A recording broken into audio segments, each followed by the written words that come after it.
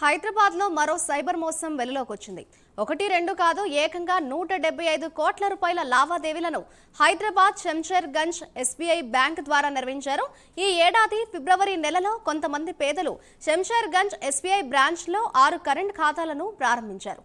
వారిని కమిషన్లతో ప్రలోభపెట్టి మార్చి, ఏప్రిల్ నెలల్లో ఈ అకౌంట్ల ద్వారా 175 కోట్ల రూపాయల లావాదేవీలు జరిపినట్లు పోలీసులు గుర్తించారు. ఈ కేసుకు సంబంధించి సైబర్ నేరగాళ్లకు సహకరించిన మహమ్మద్ షూట్ తౌకీర్ మహమ్మద్ అనే 2 వ్యక్తులను సైబర్ క్రైమ్ పోలీసులు అరెస్ట్ చేశారు.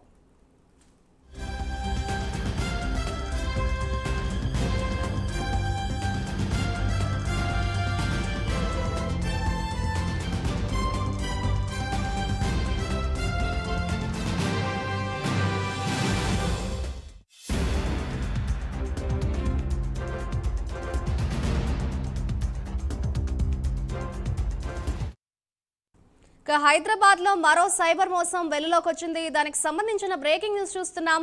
ఒకటి కాదు, రెండు కాదు, ఏకంగా 175 కోట్ల రూపాయల లావాదేవీలను హైదరాబాద్ శంషేర్ గంజ్ ఎస్బీఐ బ్యాంక్ ద్వారా నిర్వహించారు. ఈ ఏడాది ఫిబ్రవరి నెలలో కొంతమంది పేదలు శంషేర్ గంజ్ ఎస్బీఐ బ్రాంచ్ లో 6 కరెంట్ ఖాతాలను ప్రారంభించారు. వారిని కమిషన్లతో ప్రలోభపెట్టి మార్చి, ఏప్రిల్ నెలల్లో ఈ అకౌంట్ల ద్వారా 175 కోట్ల రూపాయల లావాదేవీలు జరిపినట్లు పోలీసులు గుర్తించారు.